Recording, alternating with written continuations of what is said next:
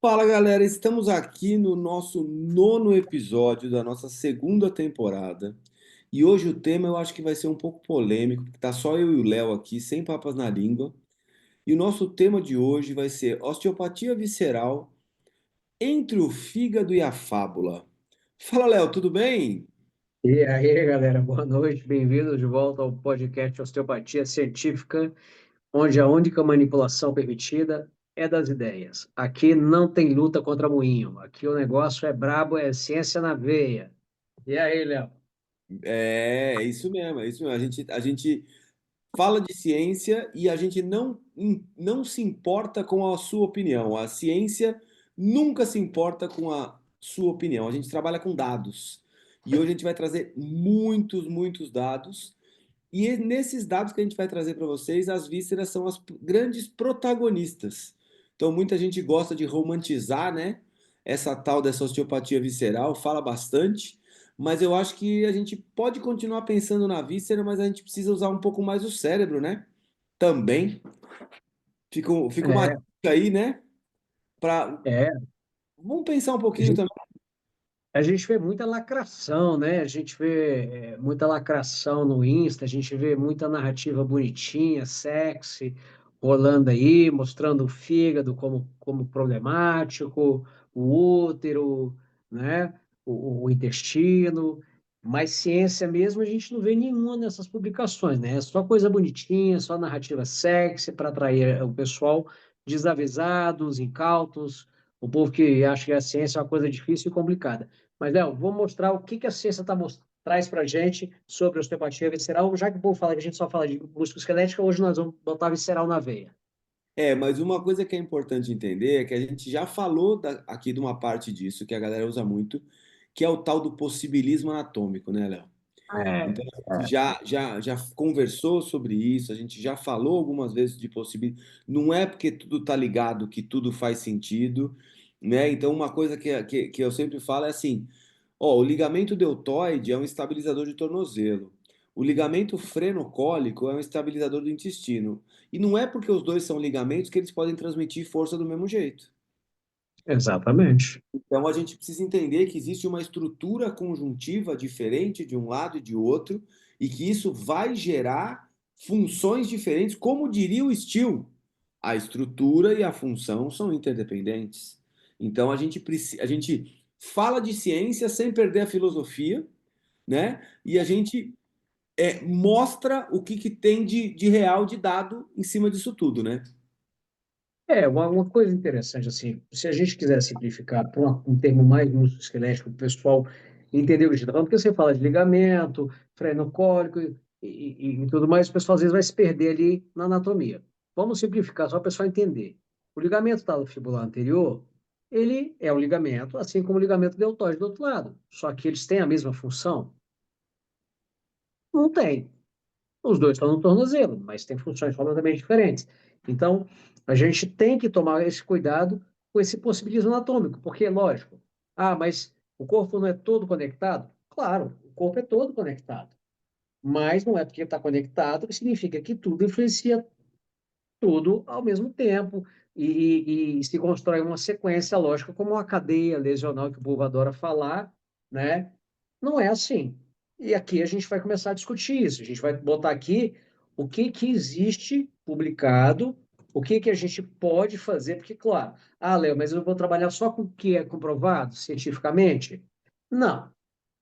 A gente tem que entender que é o seguinte: a gente trabalha com coisas que podem não estar comprovadas, mas que são plausíveis. Plausível também não significa que é provável. Então, a gente tem que fazer uma análise sobre a plausibilidade e a probabilidade. É plausível? É, ok. Qual é a probabilidade disso acontecer? Lembra, não adianta você ficar esperando aparecer um caso outlier no seu consultório, porque ele é um caso raro. Então, você não vai enxergar um unicórnio em todo paciente que chegou, certo? Então quer dizer que o bombear o fígado não altera o colesterol. Infelizmente, ainda não, porque se bombeasse, a gente estava milionário. É esse o problema, é a extrapolação clínica que a gente faz a partir disso. Então a gente já escutou algumas coisas que são problemáticas para a profissão. E aí, uma outra coisa que eu quero deixar claro é assim: muita gente fala assim, ah, mas vocês criticam tudo. Ah, mas vocês falam mal de tudo. Não, é o contrário. A gente quer colocar os pingos nos is e mostrar o que tem de real e o que você pode entregar e o que você não pode entregar. Então a nossa discussão é sempre em cima disso. Olha, o que que eu posso entregar de real para o meu paciente que me procura com a condição X? Olha, eu consigo fazer isso, isso, isso. Então a gente precisa aprender a ter um discurso favorável ao que a gente consegue ter de efeito das nossas intervenções. E se a gente conseguir criar esse raciocínio, já é, o nosso trabalho tá avançando muito bem. E é isso que a gente vai tentar fazer hoje. Léo, só para falar para a galera aqui, para assistir até o final, nós separamos Sim. 7 referências científicas de qualidade, tá? E a gente vai falar de cada uma delas para vocês aqui, lógico, de uma maneira breve, mas a gente vai falar dos pontos principais de cada uma dessas referências para vocês. E aí aquela coisa que a gente sempre fala, não acredita na gente, vai ler a referência. Então a gente vai mostrar cada uma das referências, você vai ler essa referência e vai encontrar esses pontos que a gente vai falar aqui sobre uma análise metodológica, uma análise de risco de viés, uma análise de qualidade da revista que foi publicada. Então a gente vai fazer um apanhado geral do que a gente considera relevante. E a gente não sabe tudo. Então a gente vai mostrar um pouquinho para vocês de metodologia e junto com isso a gente vai trazer um pouquinho essa ciência para a osteopatia visceral. Então a nossa primeira pergunta é: o que que a ciência vem mostrando para a gente, Léo? Eu vou abrir o primeiro estudo aqui, ó, que é o do Vamos lá, Bre. Baita de 2024, né?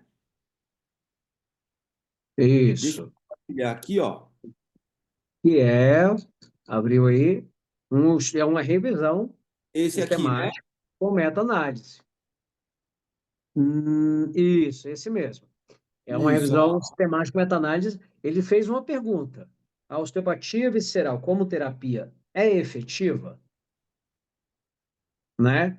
E aí ele pegou e fez um levantamento e conseguiu reunir 15 estudos e 7 foram incluídos na meta-análise. Por quê? Porque só esses 7 foi possível agrupar os dados de maneira que fosse possível fazer a análise estatística desses dados para poder observar se esses resultados atingiam significância estatística para justificar o uso da osteopatia visceral, Ó, certo? aqui ele está mostrando o flowchart, tá vendo? Ele partiu de 92 estudos, não, de 203 estudos, aí ele Isso. foi refinando, refinando, chegou em 18, excluiu 3, chegou em 15 e na análise quantitativa chegou em 7, que foi o que o Léo falou. Tá vendo? Ó? Então o flowchart ele sempre vai levar para você para esse caminho. Então ele analisou, na verdade, mais de 200 referências para chegar nas 7 finais aqui. Inclusive, ele mostra em quais bases de dados ele foi buscar e quantas referências ele achou em cada base de dados. Tá aqui, ó, Medline, Scopus, Web of Science, E- Pedro e Cochrane. Isso, ele olhou, ele juntou 59, 88, 76, 22, 50, excluiu 92 duplicadas, e aí ele analisou 203 artigos, excluiu 185 artigos foram excluídos. E aí ele pegou só os 18 restantes, leram, e aí excluíram três, tiraram dois que tinham combinações, intervenções combinadas, que não era o que ele queria só osteopatia visceral, e tirou mais um que não trazia dados sobre a intervenção. E aí sobrou 15, que ele fez uma análise qualitativa, e 7 análise quantitativa. Mas isso aqui é legal para vocês procurarem lá. Onde ele achou? Ele achou no Medline, ele achou na Scopus, ele achou na Voz, ele achou na Pedro, na Cochrane. Então você vai naquela base de dados e você pode procurar lá também, entendeu? É esse o caminho. E aí ele fez aqui, ó, essas tabelas de qualitativas, né, ó, onde ele colocou os participantes, a intervenção, os desfechos, os resultados principais de cada um dos estudos. E o que que tem de bom nesse estudo aqui, Léo? Conta pra gente. Vamos lá. O que que tem de bom nesse estudo? Eu acho que a Oi? primeira coisa importante é falar que ele tem que ele incluiu só ensaio clínico para poder fazer a meta-análise, porque meta-análise é só Exatamente, ensaio clínico. exatamente. Ele pegou só ensaios clínicos e conseguiu fazer essa meta-análise. E aí o que que acontece? Quando ele aplicou a avaliação, se a gente descer um pouquinho mais, a gente vai ver uma avaliação de viés aí embaixo, né, Léo? Quando ele foi fazer a avaliação do risco de viés, vocês estão olhando aí, você tem a bolinha verde, é que tem baixo risco de viés. A bolinha amarela é que tem um risco moderado e a bolinha vermelha é que tem alto risco de viés, tá? Então, se a gente observar, de todos os artigos que ele selecionou, a gente vai ver aqui um, dois, três, dois artigos com excelente qualidade metodológica, tá? Que é o Lagrange E o e Demar, o Demarco, né? Os outros têm problemas, tá? Tem vários problemas aqui. E ali do lado ele explica. O D1, D2, D3, D4, D5 é aonde está o viés, aonde está o problema do estudo. O que que ele tem de bom? Ele conseguiu reunir tudo que era ensaio clínico, ele conseguiu reunir dados quantitativos recentes, se a gente olhar, pegou mais ou menos os últimos 10 anos de publicação, tá? Ele conseguiu reunir um N grande de artigos, tá? E quando ele aplica a ferramenta, ele encontra o quê? Ele encontra um alto risco de viés com uma qualidade de evidência baixa ou muito baixa na maioria dos artigos, para o desfecho que ele analisou, que era se a osteopatia visceral era eficiente ou não, tá? E aí o que que acontece? Esse alto risco de viés automaticamente vai pegar essa revisão sistemática, essa meta-análise, e vai direcionar a gente para um lado de cautela. Não quer dizer assim, isso não presta, então eu não vou usar. Não é isso. Ele diz que, olha, a evidência aqui é ruim. Não dá para sair extrapolando e utilizando isso aqui, tá? Ele é muito bem feito, a revisão sistemática, só que o problema da revisão é a qualidade dos estudos encontrados. A maioria tinha alto risco de viés, exceto dois um pouco melhores. Qual que é o problema que ele encontrou na maioria dos artigos? Muito spin. Os artigos ruins, artigo ruim, ele só tem uma saída, botar spin. Porque aí a pessoa que não sabe ler artigo, lê o spin, se dá por satisfeito e sai executando aquilo lá. ô Léo, eu sei que a gente já falou disso algumas vezes, mas assim, só para a galera entender, o spin é, traduzindo, o spin seria isso aqui, ó, é uma volta. Então, o que que é isso? O spin que a gente está falando aqui é quando o cara te dá uma volta na conclusão. Então, assim, ele conclui uma coisa que ele não tem de dado para provar. Então, ele conclui um negócio que ele não conseguiu explicar direito, mas ele conclui uma parada lá. E normalmente o que que ele faz? Ele coloca isso diretamente no abstract. Porque aí o desavisado vai lá, lê o abstract e fala assim: não, esse artigo é maravilhoso. Mas se você vai achar nos dados, você fala assim: não, peraí, ele não tem ferramenta para falar o que ele está falando ali. Como é que ele pode falar? Então, o que que a gente vê? Que mesmo com alguns estudos com boa metodologia, o tamanho de efeito foi pequeno. Entendeu? Então, assim, Exato, a gente teve alguns estudos com boa metodologia, mas mesmo esses daí o efeito foi pequeno. E aí o que que acontece? Isso cria uma inconsistência nos dados, e aí a gente começa a ter problema na interpretação. Então, se a gente exato. pegar esse estudo que é um estudo de 2024, e levar esse estudo Essa é. para justificar alguma coisa, a gente vai começar a ter algum tipo de problema com a osteopatia visceral. Vamos aos dados aqui. Por exemplo, quando ele reuniu os dados dos estudos e foi analisar a osteopatia visceral, o efeito da osteopatia visceral em distúrbios musculoesqueléticos, como dor lombar, cervical, incontinência, o que que ele encontrou? Que não houve efeito significativo analisando todos os estudos em conjunto. E está aqui Um no ponto Force ruim. Plot, ó. Isso. Lá cruzando a linha, né? A gente olha lá que a, tá ultrapassa ali, quando a gente vê o resultado lá embaixo, está muito próximo ali também. E o resultado, o efeito da intervenção foi pequeno, entendeu? Então não dá para classificar como significativo. Quando ele foi analisar os distúrbios não musculoesqueléticos, como a síndrome do intestino irritado, câncer de mama, prematuros, foi pior ainda, porque aí ficou evidente a ineficácia do método, tá? Sim, A gente não pegou estudo por estudo para entender o que aconteceu aqui, entendeu? A gente está olhando a revisão sistemática que fez isso para a gente. Mas o que que acontece? Houve um rebaixamento da evidência, por quê? Viés de publicação, imprecisão dos dados, inconsistência nos dados, erro de direção, entendeu? O que que é a direção? Para onde está indo? Causa e efeito, entende? Então, houve uma qualidade metodológica da maioria desses estudos que causou o rebaixamento dessa evidência, certo? E pode parecer bobagem, mas, por exemplo, o viés de publicação é um viés que compromete significativamente o exato, estudo, exato. né? Então, o que que ele conclui? Que assim, olha, a osteopatia visceral não tem benefício, isso está claro, porque não é que não há benefício. Tem estudos que mostram benefício, mas ele não é significativo. E aí, como é que você aplica essa evidência, Esse que é o né? grande problema. E uma coisa que a gente pode falar é o seguinte, é que, de acordo com essa revisão de 2024, que, embora eles fizeram uma boa busca em base de dados, aplicaram ferramenta de risco de viés, o nível de evidência da maior parte das referências foi classificado como baixo ou como muito baixo. E aí o que acontece? A gente acaba tendo um estudo bem feito em termos de metodologia, dizendo que a gente não deve seguir com essa prática da osteopatia visceral. Entendeu? Então, isso que a gente precisa prestar atenção. Então, quando a gente vai, porque assim, o que eu falo muito é, a gente precisa, a ciência vai ser a nossa ferramenta de comunicação com outras profissões. Então, quando eu chegar, por exemplo, para um médico e falar assim, olha, eu queria tratar esse paciente com dor lombar com uma manipulação do fígado. Ele vai falar, mas Isso. por que você está tirando isso? Por que você está falando isso? E aí eu tenho que apresentar dado, não opinião.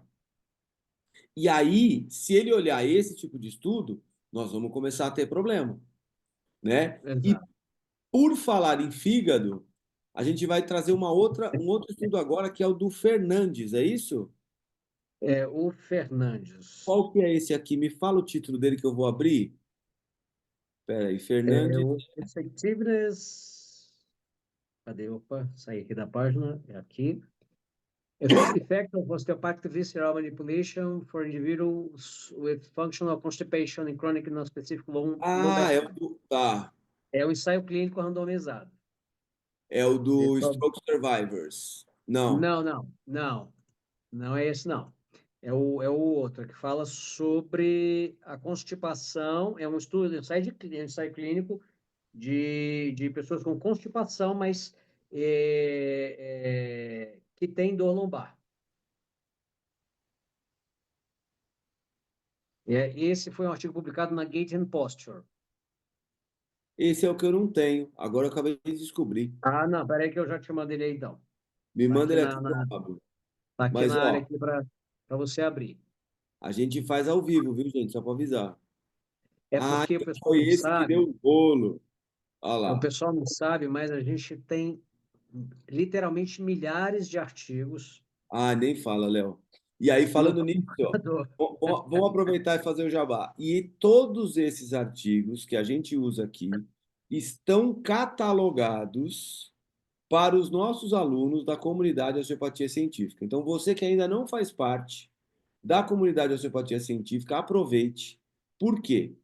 Tudo que a gente traz aqui de referência no podcast, no Instagram, em todas as publicações que a gente faz, estão catalogados, pasta por pasta, lá na comunidade, para os alunos da comunidade de osteopatia científica. Então, os nossos alunos têm acesso a todo esse material sempre, entendeu? Então, você Ah, que ainda não está na comunidade, saiba que você está perdendo muita coisa. E, inclusive, a gente tem o seguinte: a gente vai começar a fazer eventos presenciais. Então, eu não sei quando você está assistindo esse podcast agora.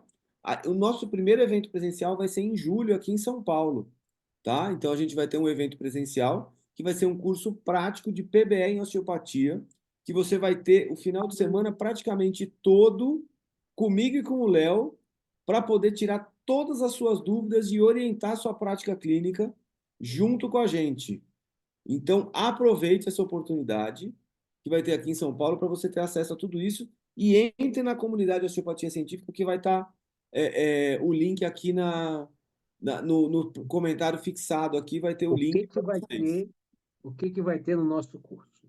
A gente vai mostrar como é que a gente seleciona uma evidência para estudar. Então, por exemplo, vamos falar de lombar.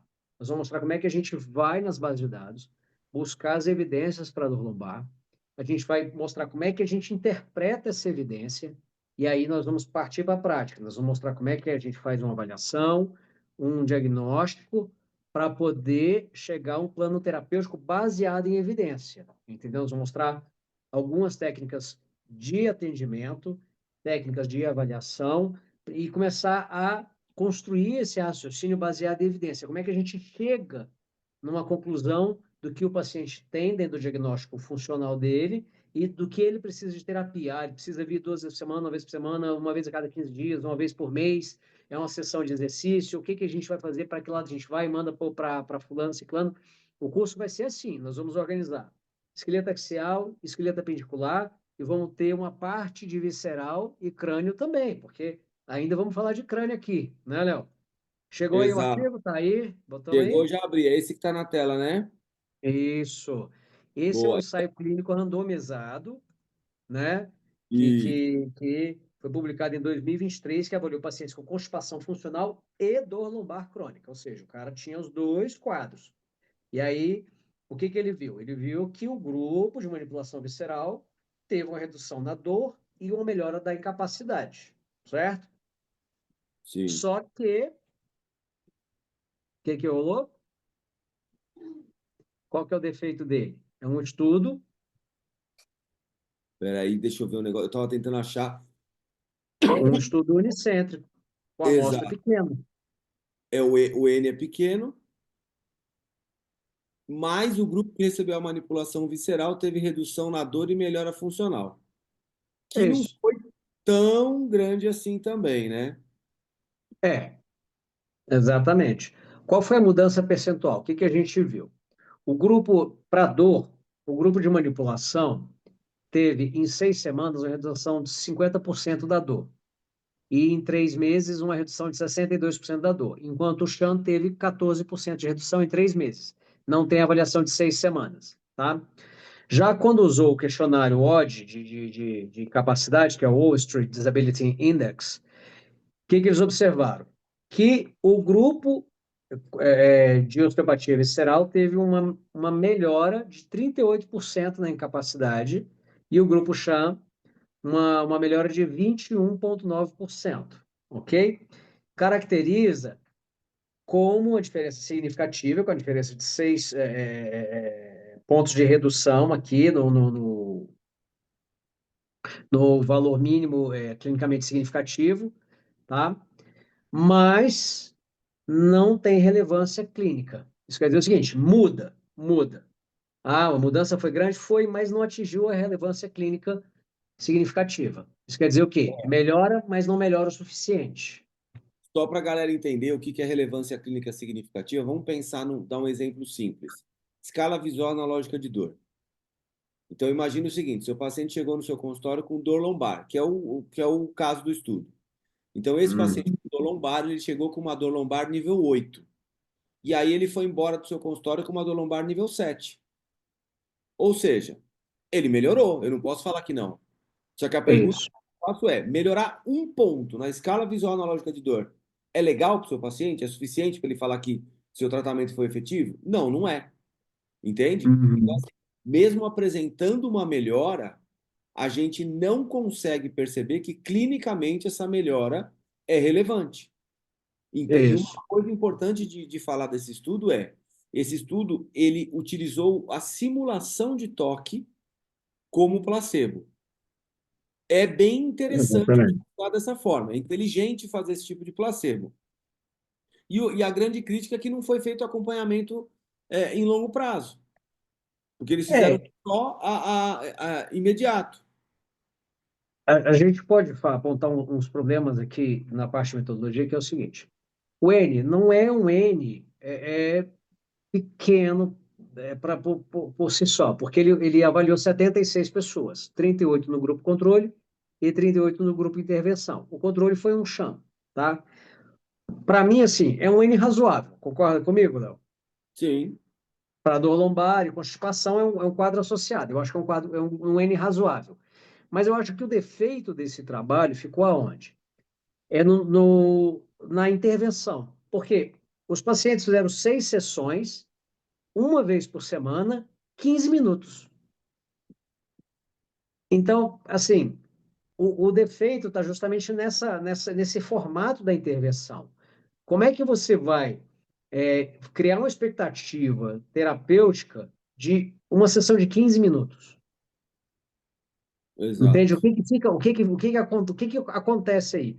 O cara manipula sem avaliar, Sim, entendeu? Ele vai lá e aplica a manipulação, porque em 15 minutos não dá para você fazer uma avaliação adequada e fazer uma intervenção adequada. É impossível. Não dá. Nem o mestre dos magos consegue fazer isso, sabe, né? não conseguiria, não conseguiria. Não dá. E aí ele avaliou 6 semanas e depois 3 meses. Então, eu acho que o defeito desse estudo não é o N. Eu acho que a amostra não é uma amostra pequena. Ela pode falar assim, nossa, é muito pequena. Ela não pode não ser ideal no número dela. Mas eu acho que a maior gravidade aqui é o tipo de intervenção, a frequência e o tempo da intervenção. Aqui comprometeu muito o resultado disso aqui. Então, por Sim, isso eu acho que ele não conseguiu, porque a diferença entre os grupos ficou de 6 pontos.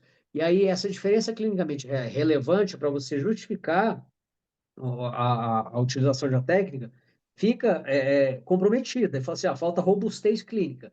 Mas falta robustez clínica porque a intervenção foi muito mal desenhada, sim. né? E aqui, ó, nesse quadro mostra a técnica que foi utilizada, que aqui está nas Isso. três em cima, e o placebo aqui Aham. embaixo. Então, É e o isso. placebo também não encostou nos mesmos lugares que a intervenção. E aí, isso aí eu considero um erro, né? E o contato não É, foi no local.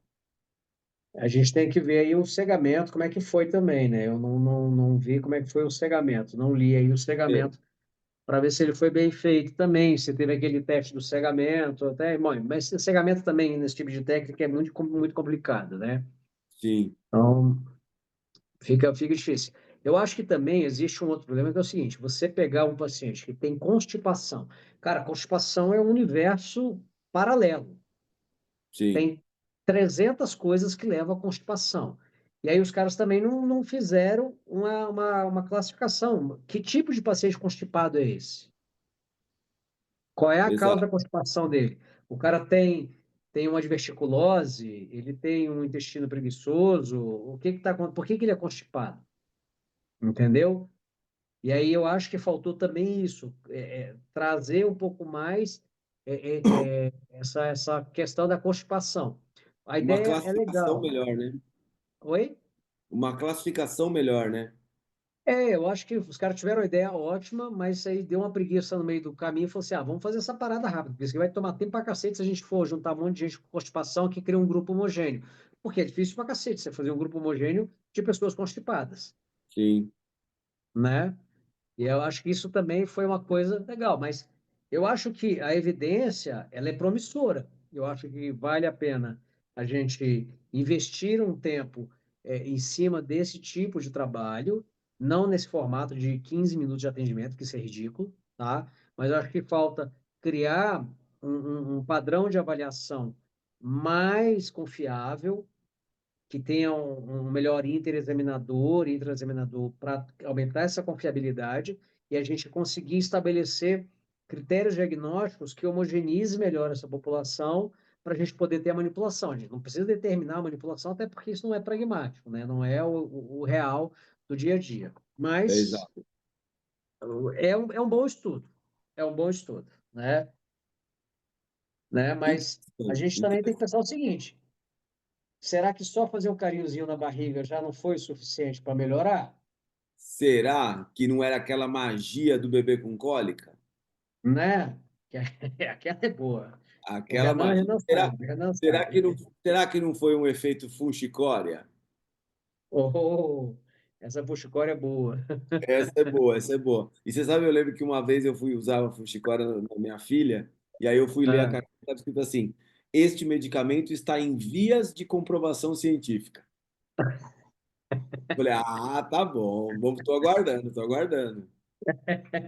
O bagulho deve ter pelo menos, minha mãe falou que usou em mim. Então você imagina, eu tenho 46 anos, então você imagina quanto tempo isso aí deve estar sendo estudado já. o fuxicória é fuxo, né? Que é erva doce. Exato, é isso. É um calmante natural, ué. Bora seguir, bora seguir. É o Vamos lá. máximo. Ó, Vamos então voltar um pouquinho, vamos. agora é o estudo de 2018 do Guilhot, é isso? Isso. O Deixa eu abrir ele aqui então. Já achei que ele que ele aqui. falou aí, que o Guilherme? Espera aí. É esse aqui, certo? Vamos lá, deixa eu abrir minha tabelinha aqui. Guilherme. Espera aí que eu preciso achar ele aqui. Guilherme, ele fala da confiabilidade do diagnóstico e eficácia clínica da osteopatia visceral numa revisão sistemática. Está aí bonitinha na nossa frente. Publicado em 2018 na BMC Complementary Alternative Medicine, né? Uma revisão boa, tá? Registrado na Próspero, que usou a Quarel para sua confiabilidade, usou a ferramenta Hobby da Cochrane e usando a ferramenta da Amistar 2, que avalia revisões sistemáticas, infelizmente ele foi um artigo classificado como fraco. Por quê? Esse. Mais uma vez, qualidade dos estudos da revisão sistemática, Baixa né? qualidade. Baixa confiabilidade diagnóstica, baixa confiabilidade intra e interexaminador, alto risco de viés, por falta de cegamento, por falta de randomização adequada. Então, assim, de novo, a revisão está certinha, está boa, mas a evidência é ruim pela qualidade dos estudos. Você tem aí o flowchart dele aí? Espera aí. E o que acontece que eu acho muito interessante é que às vezes a gente culpa a revisão, né? Ah, mas essa revisão não é boa. Não, os estudos que estão aí dentro não são bons. Por isso o Exatamente, resultado não é bom.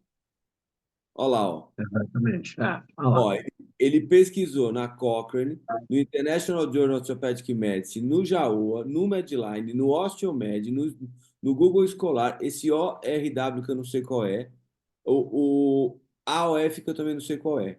Ele juntou 455 artigos. É Aí, muita coisa. na primeira lida, ele excluiu 441.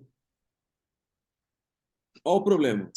Para você ver, né? O cara Porque junta já 455 e tira 441, porque não atenderam os critérios de inclusão.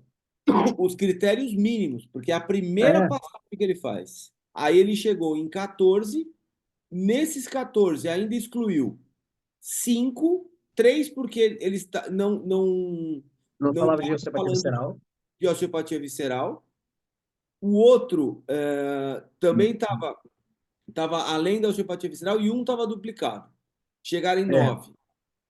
Nesses 9, dois estavam inacessíveis, provavelmente por causa de idioma, porque tem uma galera que publica em alemão e acha que o mundo fala alemão. é, E aí eles chegaram em 8 no final e um porque eles encontraram três de estratégia complementar. Desses e, três, eles escolheram dois porque eram duplicados. Aí e sobrou. Aí tinha nove, ele tirou dois porque estavam inacessíveis, sete. Aí ele achou três por uma estratégia complementar de pesquisa. Desses três, ele excluiu dois, aí sobrou um que ele juntou com aqueles sete e analisou só oito. Então você para e exato. pensa, o cara só conseguiu juntar oito estudos, Que aí ele né? montou a tabelinha aqui que a gente gosta de ver, olha lá, ó. Com todos os Isso. dados, os autores, os sujeitos, O que que o fizeram, os número de resultados. a expertise, a confiabilidade, tal, tal, tal. E o que que acontece aqui, que é o problema desse estudo, é o seguinte, ó. Esse estudo fez uma revisão de confiabilidade diagnóstica e eficácia clínica da osteopatia visceral. Qual que é o grande Isso. problema disso? Que é o que a gente fala aqui. A gente precisa aprender a utilizar a metodologia científica na concepção dos estudos. Então, assim, quando você tem uma ideia legal de estudo, primeira coisa que você tem que fazer, puta, eu quero fazer um estudo tal, tal, tal. Eu quero fazer uma revisão sistemática, eu quero fazer um ensaio clínico. Conselho, quer fazer um ensaio clínico sobre osteopatia? Estuda a escala Pedro e monta a metodologia do seu ensaio clínico a partir da escala Pedro. Por quê? Porque a escala Pedro é a escala de qualidade metodológica dos ensaios clínicos. Então, se você montar a sua metodologia a partir da escala Pedro, a chance de você realizar um estudo legal é muito grande. Agora, se você montar um ensaio clínico tirando da sua cabeça todas as variáveis e todo o passo a passo que você vai fazer, a chance de você fazer uma merda é muito grande. E aí, Exatamente. o que que encontrou nessa revisão? Olha lá, ó. O básico que a gente já fala, que a maioria dos testes que a gente usa para diagnosticar disfunção visceral é parecido com o horóscopo do jornal. É, Ou seja, é totalmente aleatório. É aquela pareidolia palpatória, onde o professor palpa de um jeito e fala, palpa aqui que você vai sentir não sei o quê. Aí você vai lá e sente aquilo que ele acabou de falar. Então, o que que acontece? Você acaba criando um teste diagnóstico que não é replicável. E aí você começa a ter uma série de problemas, porque você vai utilizar esse teste diagnóstico como base para fazer o próximo passo. Pronto, já está tudo é. errado. E isso a gente está falando, dessa primeira seleção que a gente está falando, desses 8 artigos, a gente está falando só da confiabilidade do diagnóstico. E aí, se você parar aí, para aí, olha o quadro de viés. De novo, Tem verde, né? o Não tem verdinho é verde. porque é baixo risco de viés. O Exato. amarelo é incerto, o vermelho é uma bosta. Só tem amarelo e vermelho. E o cinza é porque o cara não tem nem dado. Então Nem você já vê consegui assim, retirar o é, dado. Exato. ele nem, o dado nem estava disponível, entendeu? Isso é a Então falha você, metodológica. completamente, isso é só a confiabilidade diagnóstica. Isso quer dizer o quê? Se você não sabe diagnosticar, como é que você vai tratar?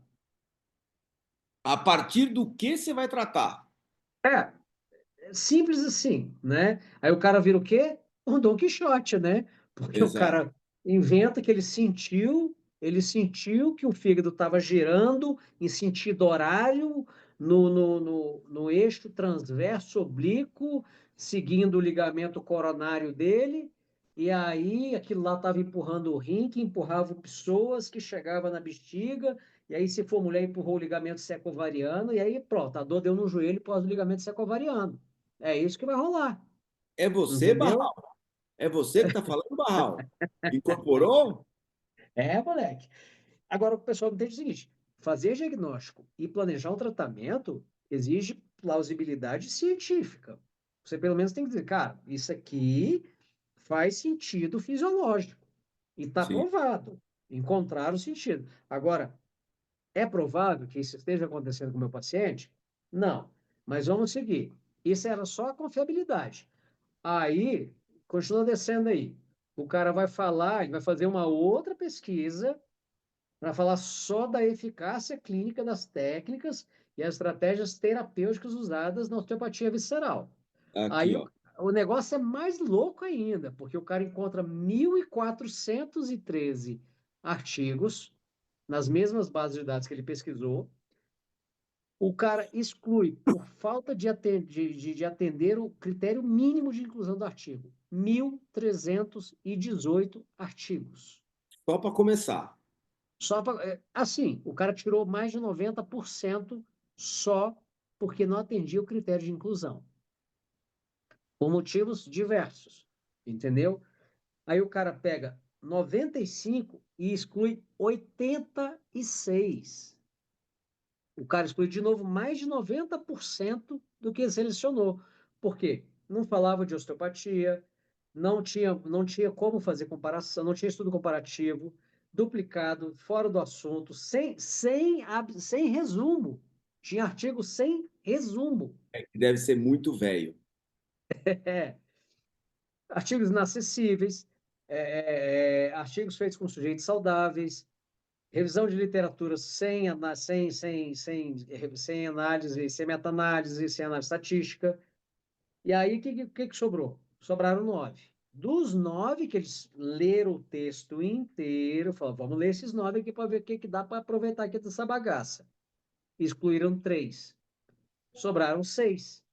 Aí eles usaram a estratégia complementar de pesquisa e acharam mais 4. Dos 4 que eles acharam, eles excluíram os 4. Exato. Ou seja, sobraram 6 artigos para falar da eficácia da osteopatia visceral e a estratégia de uso da osteopatia visceral. Peraí, só E para aí, meu reforçar, amigo, seis a coisa é artigos, feia. só para reforçar, 6 artigos de mil Seis. quatrocentos e treze, certo? Seis. Então É, chegaram em 6, em meia dúzia de 1413. E aí, aonde a é. gente vai parar? Aqui está a tabela desses estudos aqui, ó, desses seis, Aham. tá? E aí a gente chega aqui, ó lá, ó. De novo, olha a tristeza. Se a gente pegar os 6 artigos analisados, a gente vai achar 2 com um pouquinho melhor com menos risco de viés um pouco, que é esse Panagopoulos e o Hayden, que são os Esse, dois do meio. Que se você olhar, eles têm baixo risco de viés na randomização, na alocação, na no relato dos dados, no relato dos dados, né? Na verdade, o yes. Panagopoulos, eles não conseguiram encontrar isso. É, Na seleção da informação dos dados e outras fontes de viés. O resto, ele não conseguiu encontrar. O único viés ruim aqui, alto dele aqui, é o cegamento dos participantes, das pessoas envolvidas. O Hayden também tem um cegamento, um alto risco de viés no cegamento. Eles não sabem, não conseguiram avaliar outros riscos de viés e a avaliação geral do viés. Mas são os dois melhorzinhos aqui que eles conseguem extrair algum dado que valha a pena falar.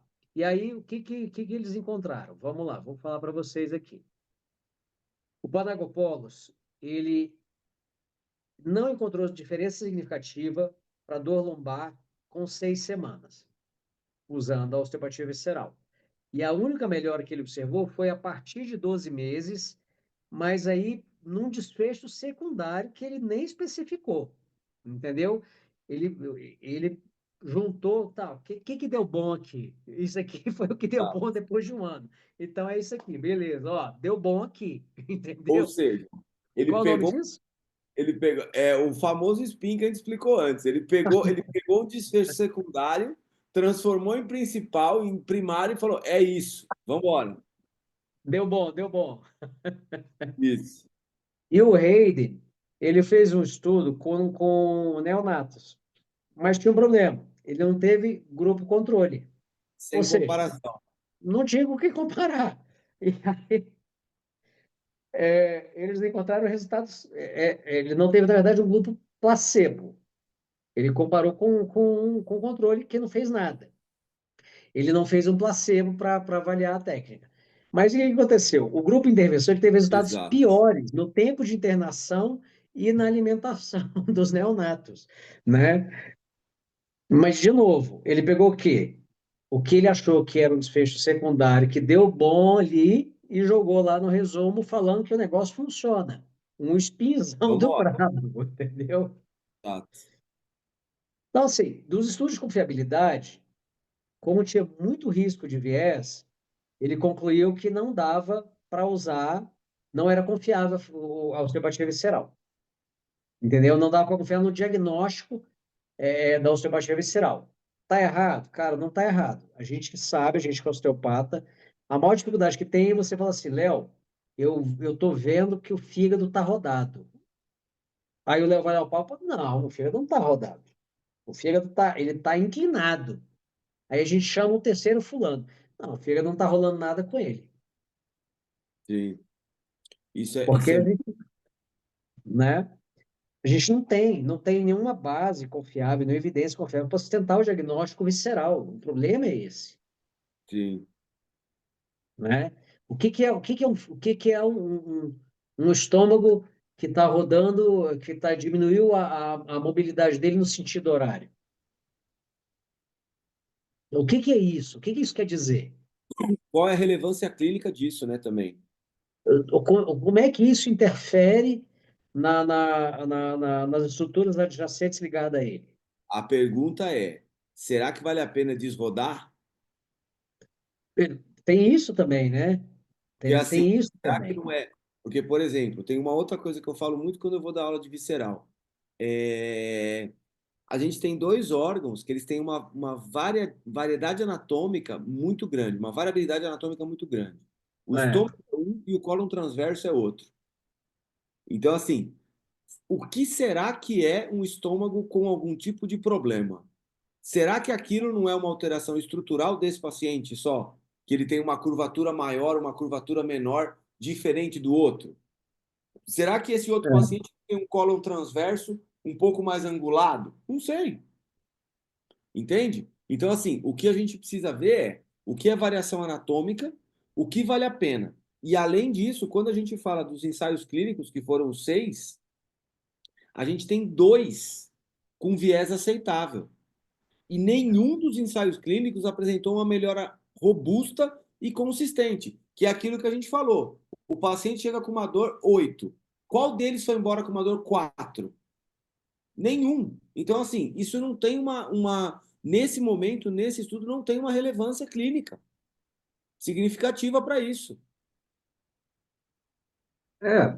Se a gente para pensar, a gente tem que pensar nas seguintes coisas. Como é que a gente vai validar uma abordagem? Como é que você justifica para o paciente ele investir tempo e dinheiro num atendimento em que você tem o diagnóstico baseado numa confiabilidade que é pior do que o acaso. Se você jogar uma moeda para cima, você acerta mais do que a própria avaliação de técnica visceral. Veja bem, a gente está aqui batendo, mas a gente não está dizendo assim, olha, não use técnica visceral, não faça osteopatia visceral, porque não vale a pena. Não é isso que a gente está dizendo.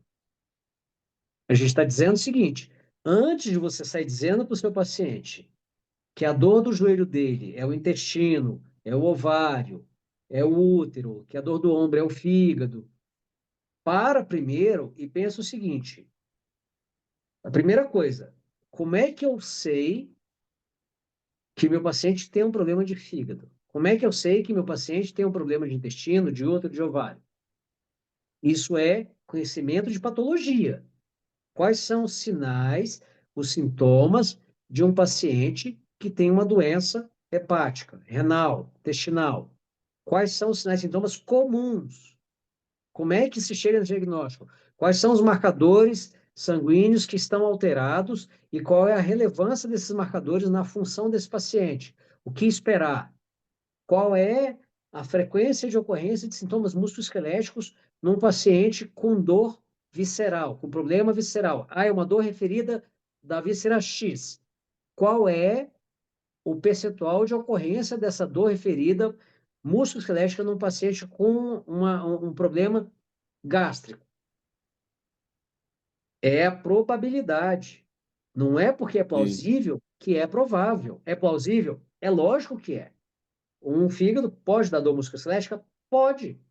Mas qual é a probabilidade? Então começa por aí. Não sai botando a mão lá, olho fechado. Não, peraí, tá rodando. Opa, veio. Opa, ó, ele não tá subindo, ele tá descendo, mas não tá subindo. Meu amigo, o que isso quer dizer em termos fisiológicos e traduz, fisiopatológicos né? dos Traduz para pacientes? mim. É, entendeu? Como é que você vai poder afirmar, não, deixa eu tratar. Eu vou levar, pera, agora foi. Foi o quê? O que que aconteceu ali? Exato. Que efeito que aquilo ali vai gerar? Não, mas é a fáscia que ela está conectada. Calma, né? É, calma, calma, calma. Léo, a gente tem mais um estudo que é daquele do Ceballos O Leita de novo. Ceballos também. Ó, Ah, é esse aqui, né? Deixa eu colocar ele aqui. Que aí o que acontece? Ele mudou um pouco da pergunta que eu achei interessante. Ele já colocou sim. específico de dor lombar e falou de dor e de incapacidade e tal. Será que mudou alguma coisa? Vamos ver aqui, peraí. É esse É, aqui, né? Que tá na o tela aí. estudo dele foi uma revisão sistemática, com meta-análises também, né? E, Ele usou o Prisma, a escala Pedro, a escala Hobby, da Cochrane, e a escala Grade para poder avaliar os estudos que ele selecionou, ok? Quando a gente aplica a ferramenta Amistar 2 nessa revisão sistemática, a gente já encontra um score moderado, isso quer dizer, ela já tem uma qualidade melhor. Olha que interessante, porque o artigo dele que a gente tem de 2024 já é ruim pela sim, Amistar. O de 2022 é melhor, né? Só que sim. aí o que que acontece? A gente viu o quê? Tá aí o estudo aí que o Léo abriu. Infelizmente, mais uma vez, os estudos incluídos na análise têm alto risco de viés. Quantos estudos ele analisou, Léo? Aqui ele chegou em 5. Ele começou Cinco. em 1698. Que Na loucura. primeira paulada tirou 800. Na segunda tirou mais 800. E aí ele chegou em 8. Desses 8, 4 não tinham técnicas viscerais. E aí ele colocou 5. E aí ele chegou 5 porque ele incluiu um naquela referência externa. E aí ele tem os Sério. estudos aqui, ó. E aí tem o problema ó lá. Tem o Panagopoulos de novo, que já estava na outra revisão. É o E mesmo esse, artigo, né? e esse estudo do Tosi aqui, que é o que fala de manipulação visceral em, se eu não me engano, dor lombar com a mobilidade do rim. Sim, o Esse Paulo Tosi, é. do Tosi aqui. Entendeu? Que é um outro estudo que é bem duvidoso, porque ele fala que melhorou a mobilidade do rim, mas não fala como, né? É. E olha que interessante. Se a gente vai lá naquele quadrinho famoso do risco de viés, né? O Panagopoulos, ele está lá, né? É, com o menor risco de viés, Olha, né? olha o viés do Tosi, olha.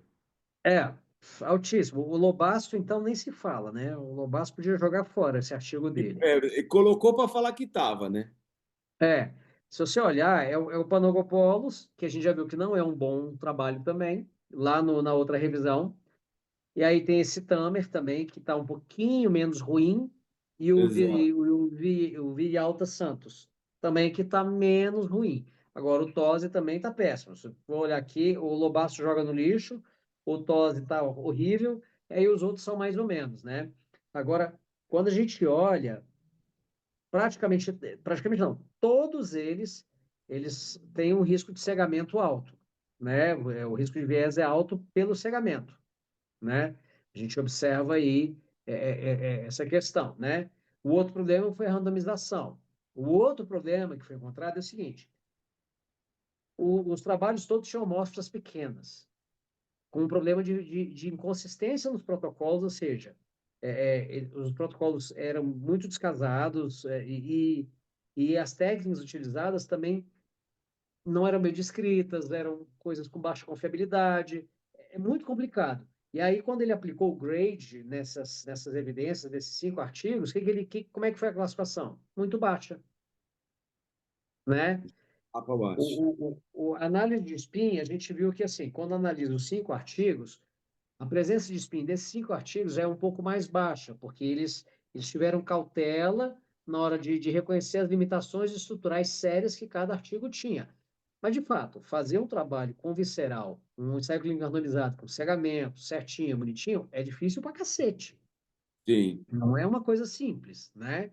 Mas, enfim, eles avaliaram a osteopatia visceral na dor, na incapacidade e na função física dos pacientes com dor lombar inespecífica, né? Se eu não me engano, é só da lombar, né, que ele classificou. sim, sim, só na lombar. E aí, o que ele encontrou? Ele encontrou que nenhum dos desfechos principais teve uma melhora clínica relevante. Nenhum. Que é dor, incapacidade de função física. Ok? A dor foi o que movimentou mais, mas não foi significativo. Por quê? porque atravessou a linha do zero. O intervalo de Tá. confiança foi de -1 até 0,03, né? Os outros também, né? E aí, todas as diferenças encontradas também ficaram atrás, ficaram abaixo da mudança mínima clinicamente importante. Ou seja, não mudou o suficiente para justificar o uso, tá?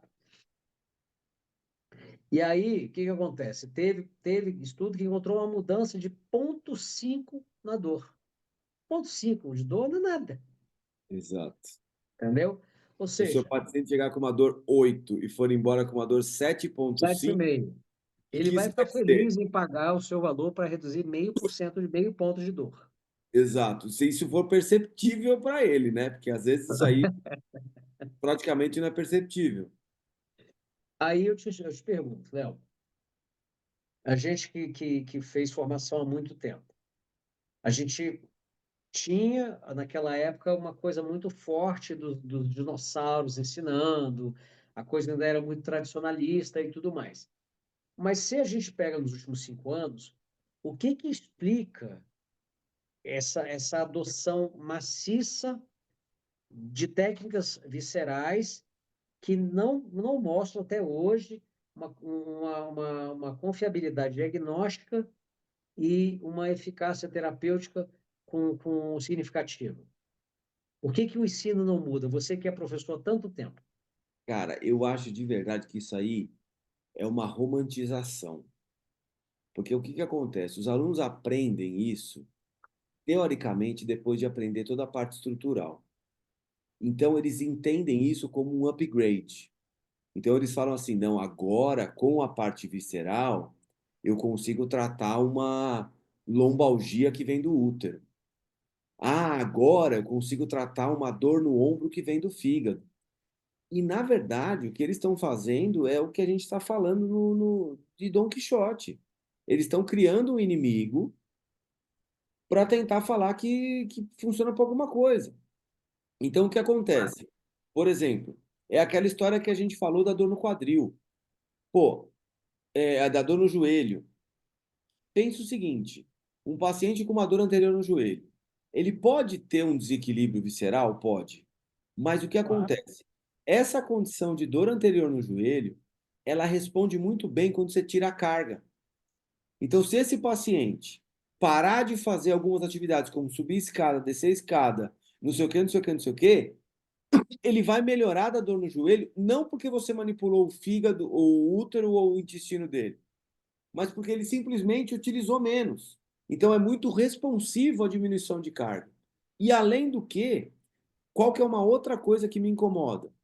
A maior parte das vezes, dentro de sala de aula de osteopatia, até hoje, quando eu falo uma curso natural de uma condição, a sensação que eu tenho é que eu estou falando grego. É Então, quando muito você fala louco assim, isso, né? olha, meu paciente tem uma dor cervical, uma cervicobraquialgia. Nessa cervicobraquialgia, o curso natural é de mais ou menos 8 a 12 semanas. A pessoa fica assim, como? O Ué, que que isso quer dizer? não, e aí nem isso. É assim, mas como que eu vou usar isso? Você vai usar isso vai ser o primeiro fator, talvez, para você estabelecer um prognóstico. É, E quanto é. tempo você trata um paciente com ciática? 2 anos? Porra! Vai fazer igual a pessoa virou para mim assim, depois de 10 semanas tratando a lombalgia. Ela, nossa, agora eu estou ótima, não sinto mais nada. Depois de 10 semanas, meu amigo, tem que estar boa mesmo. É lógico. É lógico. Olha só que interessante. Eu estava olhando aquela primeira revisão que a gente falou do Ceballos, e, cara, ficou um cheirinho de replay quando olha assim, de 2022, é de 2024, porque Sim, tem praticamente todas as referências que ele usou antes. Mas eu exatamente. queria, mas eu achei muito interessante, porque nessa revisão de 2024 deles, ele tem dois artigos que o risco de viés é muito baixo. Eu até estou abrindo eles aqui para a gente dar uma olhada para entender se foram tão bons assim. Agora eu fui olhar aquele artigo do Lobasso, que a gente viu que o risco de viés era um negócio colossal, e aí eu olhando aqui, o estudo dele foi sobre rim. Eu acho Ah, que é aí que está o problema. Era um tratamento manual para mobilidade renal e sintomas renais em mulheres com dor lombar não específica e infecção urinária. Cara, o cara falou assim: eu quero entrar num buraco sem fundo em que nada faz sentido. Então, eu vou pegar dor lombar com problema e renal e aí, infecção urinária. e aí, quando ele estabeleceu esses critérios, ele selecionou 4 pacientes. É, porque foi só que ele achou. Para juntar tudo isso aí num um paciente só, pelo amor de Deus, deve ter quantos? 4, 5. É, exatamente. Mas como assim, meu amigo? É por isso que eu. Aí você vê também, entra um outro problema. A intenção do cara é boa, mas a viabilidade do estudo, Sim. né? Você pode falar isso aí melhor do que eu, né? Que tem isso também. Não adianta você ter uma ideia boa. E a viabilidade do estudo? Exato. E assim, e a outra coisa é a relevância clínica. Quer ver, ó? Tem um estudo que Ah. a gente separou para vocês aqui, ó, que é o estudo do pessoal do Hugo e do Rodolfo, que é da constipação em pacientes com acidente vascular. Quer ver, ó? Uhum. Olha que estudo. Esse estudo aqui eu acho bem interessante porque ele foi muito bem feito. Então, assim, ó, você que está assistindo esse episódio, se você quiser copiar a metodologia, pega desse. Esse aqui é o estudo que vai te ensinar metodologia para fazer um ensaio clínico. Então, olha lá, ó, mobilização visceral em pacientes e funcional e constipação funcional em pacientes com pós-acidente vascular, tá? É um ensaio clínico randomizado, duplo cego e controlado. Olha que interessante aqui, ó. Eles tiveram, eu não lembro quantos pacientes que eles fizeram. Cadê? Ó, pacientes de homens e mulheres de 40 a 70 anos, tal, deixa eu ver. 15 pacientes, que aí o grupo é pequeno, mas porque esse trabalho foi feito num hospital, né? Então eles tinham 15 pacientes e eles tinham Hum. pacientes de grupo controle também. Aqui a técnica que eles utilizaram de mobilização do cólon sigmoide. E olha aqui o que foi interessante é que os pacientes melhoraram bastante da constipação, quer ver, ó? Nessa tabela aqui, ó. Aqui, ó. Então, pós-intervenção, olha aqui, ó, a maioria conseguiu ir ao banheiro. Ó.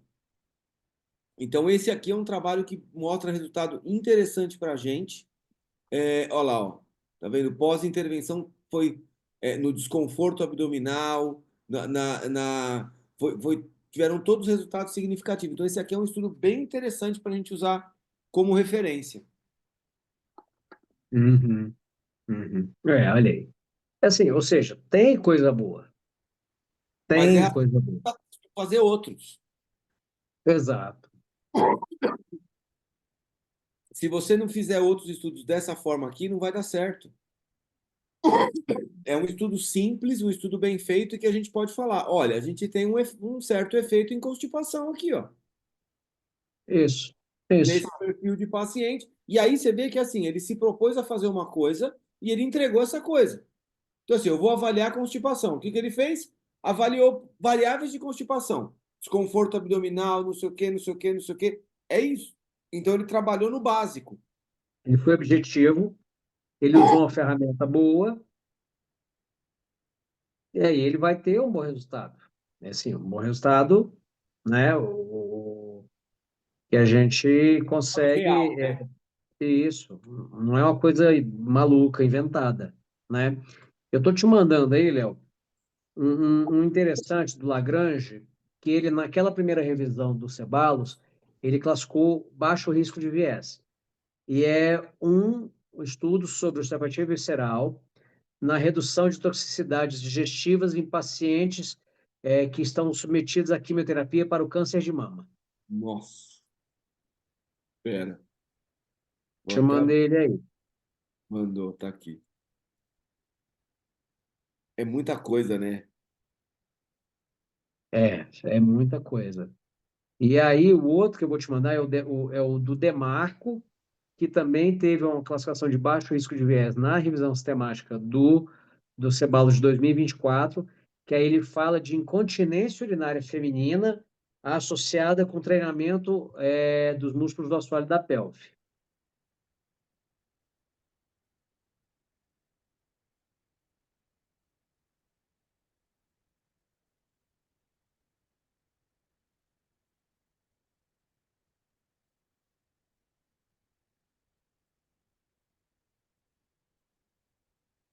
Aí, deixa eu ver. Eu mandei agora. Aí, deixa eu abrir ele aqui. Aqui, ó. Ó, então peraí, deixa eu abrir. Qual que você está abrindo aí? Vou abrir primeiro. Ah, pera, pera que tem pouca tela aberta aqui ao mesmo tempo. Vou ficar bem tranquilo. É, Pera, o pelvic floor. o do Demarco, Peraí que eu vou abrir ele aqui. que é o outro. Aí, ó, esse aí. Isso, do Demarco. Vamos lá. Esse estudo Demarco, ele foi classificado com baixo risco de viés, tá? Ele é o quê? Ele é um ensaio clínico randomizado, duplo cego, com análise de detecção para tratar, ok? E ele conseguiu pegar o seguinte: tirando o cegamento do terapeuta, ele conseguiu a nota 9 em 10 na escala Pedro. Ou seja, metodologicamente, é um bom estudo. Randomizado, alocação oculta, grupos homogêneos, cegamentos avaliadores dos participantes, não deu para cegar o terapeuta, mas isso não compromete o estudo. Análise de detecção por tratar e medidas de desfecho confiáveis presentes no estudo, certo? O desenho é robusto, mas ele tem um problema.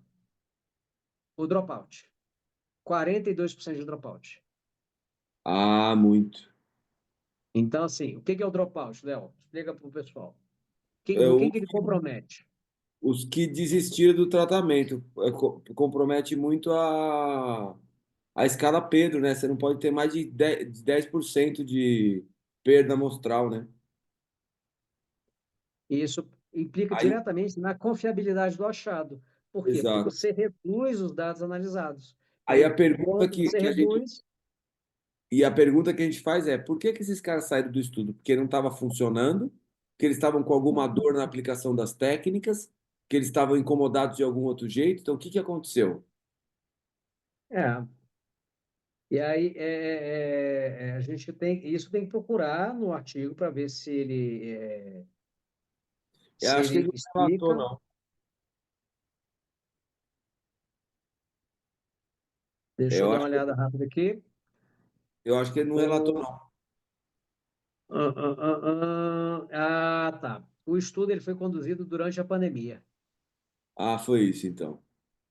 É complicado. Aí é complicado. E aí teve o problema da coleta dos dados, né? Eu queria dizer o seguinte, esse estudo é de um brasileiro, tá?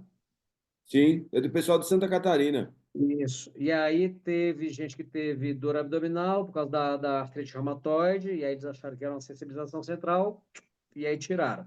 E aí teve participantes que foram excluídos porque estavam com estenose vaginal ou tiveram um AVC ocorrido durante o estudo, tá? E aí, os participantes que não compareceram a no mínimo 80% das sessões também foram excluídos do estudo. Então, essas são as razões pelas quais teve essa evasão grande, mas certamente o problema aí foi a pandemia, deve ter reduzido muito isso aí. No Exato. fim, o que eles fizeram? Analisaram 52 mulheres com mais de 18 anos, tá? E fizeram essa randomização. Então, botaram a manipulação com treinamento de assoalho, com o treinamento de assoalho e uma terapia manual placebo, cinco Que semanas. Oi? foi essa aqui, ó. Isso. 5 semanas e o desfecho primário era a incontinência urinária, certo? E os desfechos secundários era a pressão vaginal de repouso e a contração voluntária máxima via manometria, tá? E aí eles não encontraram diferenças significativas na primeira avaliação, tá? Com a ferramenta ICI-Q, SF, que foi igual em ambos os grupos, tá? A contração, a pressão vaginal em repouso no grupo de intervenção teve um aumento de 4%, enquanto no grupo controle caiu 0,7%, e a contração voluntária máxima aumentou 15% no grupo intervenção e 7,6% no grupo controle, tá? Mas isso não configurou significância estatística. Então, o que que acontece? Eles observaram que a manipulação visceral associada com o exercício de fortalecimento não teve superioridade clínica, só o fortalecimento isolado, entendeu? O que faz com que eles mantenham como primeira linha o fortalecimento isolado. E aí ele não recomenda o uso das terapias viscerais como padrão adjuvante. Isso quer dizer o seguinte: não é o tratamento principal, porque não tem um benefício robusto, tá? Mas como é um trabalho que sofreu uma evasão muito grande, fica complicado extrapolar esses resultados, certo? Esse foi o maior problema desse estudo, né? O estudo estava bonito, não tava bem desenhado esse estudo, estava bacana. Uma pena a evasão, né? Já o segundo lá do Lagrange, da Lagrange, porque é uma mulher, é o Rayleigh, Deixa eu ele achar onde ele foi parar aqui. está logo acima desse aí. Ele Pera. já tem uma nota 8 em 10 na escala Pedro, tá? Ele teve randomização, alocação, grupos homogêneos, cegamentos avaliadores dos participantes, análise de pretensão para tratar, medidas confiáveis. Novamente, é difícil fazer cegamento de terapeuta nessas coisas, tá? É E esse aí o aqui. problema é que houve um desequilíbrio no número de participantes por grupo. Um grupo teve 54 participantes, o outro teve 40. Então ficou muito distante essa diferença. Deu quase 30% de diferença no número de participantes de um grupo para o outro, né? E isso foi por causa do tipo de randomização que eles criaram. Foi uma randomização simples, tá? E aí teve apenas um osteopata fazendo o estudo. Então cria um viés aí problemático também, porque você só tem um profissional, não é possível fazer uma avaliação interexaminador. E aí isso complica um pouco, tá? Os critérios de inclusão e exclusão foram muito rigorosos e isso limita a generalização do estudo, acaba direcionando para um grupo muito específico de pacientes, mas aí eu nem acho que seja um problema, porque ele está tratando de pessoas em quimioterapia para câncer de mama, tá? Era E aí qual que específico. exato. E aí qual que é o problema? O problema é que ele bota o spinzão, porque o desfecho primário era náusea e vômito. E não teve resultado, não teve diferença nenhuma, entendeu? Mas a qualidade de vida para constipação e diarreia melhorou. Pronto. Já encontramos alguma coisa. Então, assim, por que que eu fui buscar esses dois estudos? Porque quando a gente vai olhar a revisão sistemática lá da análise de risco de viés, a análise de risco de viés desses estudos, ela falha. Exato. Ela E aí falha. entrega, né? Aí entrega o que a gente fala, né? Exatamente. Exatamente. Vira um problema. Vira um problema, né? Mas vamos tocar, vamos evoluir nosso assunto aqui, né? Porque a gente trouxe alguns artigos para a gente mostrar que a situação da osteopatia visceral não está fácil. Não tá. Não está fácil. Por quê? Porque a gente tem pontos cegos que são críticos no desenvolvimento da osteopatia visceral. Vamos falar deles? Vamos fazer um checklist. Isso. Pontos cegos. Beleza? Então, ó, vou Vamos lá. começar falando uma coisa que a gente já comentou aqui, mas a gente vai explicar um pouquinho melhor. Primeira coisa que a gente percebeu em todos esses estudos que a gente analisou aqui foi uma falta de padronização. Então é aquele negócio, cada um faz do seu jeito, cada um tem a sua escola, cada um ensina de uma forma. E aí o que acontece? É aquele negócio assim, é como se eu fosse ensinar o Léo a fazer uma receita. Eu falo assim, Léo, nós vamos fazer um bolo. Então você põe um pouco de farinha e um pouco de óleo. Aí ele fala assim, mas o que que é um pouco? É uma xícara, duas xícaras, três xícaras? Esse bolo não vai sair igual. O bolo que eu fiz na minha casa não sai igual que ele fez na casa dele. Então, assim, Quando a gente fala de padronização, é uma receita. Então, assim, qual é a receita? A receita é: você vai colocar 2 xícaras de farinha, 1 xícara de açúcar, 1 xícara de óleo. É isso. Então, o que acontece? A gente não padroniza o que a gente está fazendo. Qual que é o problema? Cada um faz do seu jeito, cada um faz da sua forma, e quando a gente vai ensinar, a gente não sabe o que fazer. Isso acaba não sendo replicável. E aí nós começamos a ter problema. Isso cria um problema que é a baixa confiabilidade, Exato. Que a gente viu tanto aqui. entre duas pessoas ou o próprio indivíduo, ele com ele mesmo. Ele faz uma vez, ele encontra uma coisa, ele repete, ele encontra outra, ele repete, ele encontra outra, ele repete, ele encontra outra. E aí ele não consegue, porque se você tem uma conduta padronizada, essa diferença de uma pessoa, de um indivíduo para o outro, executando a mesma técnica, o mesmo exame, essa variação diminui. Então, aumenta a confiabilidade. E o mais grave é quando essa confiabilidade é baixa do indivíduo com ele mesmo. Então, ele executa uma vez e ele encontra um resultado. Ele executa a segunda e ele encontra outro resultado. Então, você vê, a coisa é tão ruim que ele não concorda com ele mesmo, Exato. né? Então, você tem Eu a acho que falta de todo mundo já valorização. passou isso. Oi? Não, acho que todo mundo já passou isso numa aula de osteopatia. Ah, sou louco. E como? E como? No crânio, então, é uma maravilha. Exato. Calma, E não a, dá spoiler. a falta de padronização é um ponto gravíssimo, importante, porque, primeiro, ela já gera baixa confiabilidade. Pronto. Aí depois vem o quê? Mecanismos obscuros. O que isso quer dizer? Cara, me explica o que você está fazendo. O que está acontecendo com essa mão parada aí? Ah, não, eu estou torcendo aqui assim, ó, a válvula iliocecal para poder liberar o trânsito do intestino delgado pro grosso. Meu, me explica o seguinte: como é que você está mexendo na tensão da válvula iliocecal, torcendo esse abdômen desse jeito? Me explica, como é que é esse mecanismo? Como é que está acontecendo aí? Qual que é a profundidade anatômica da estrutura que você está palpando? Então, assim, eu estou fazendo uma técnica de Jones no esfíncter de Oddi.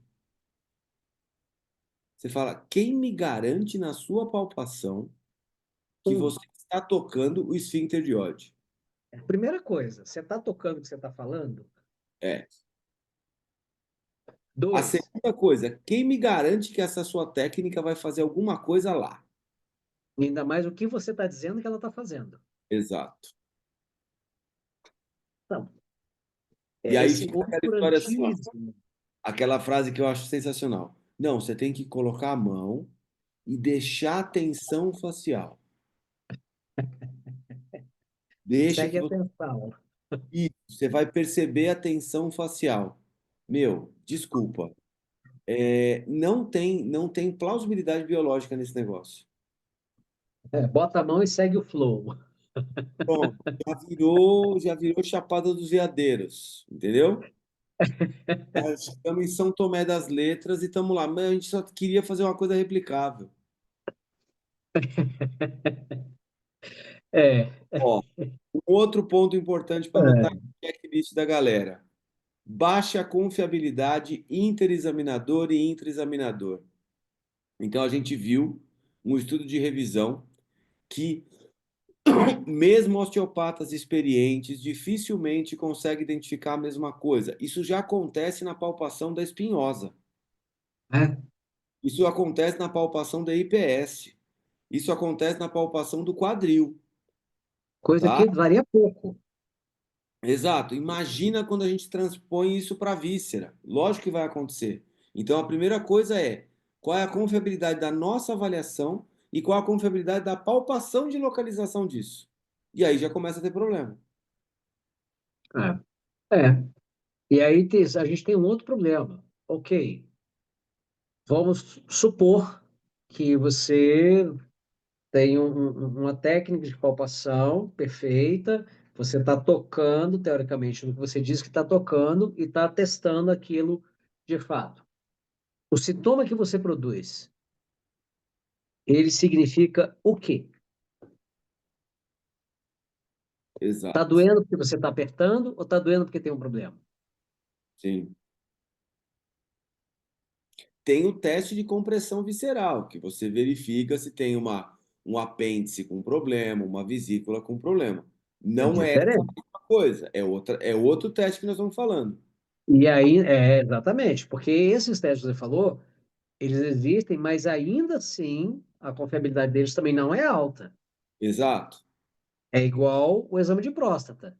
A confiabilidade do exame de próstata é 40%. Ou seja, é Sim, menos que um acaso, sim.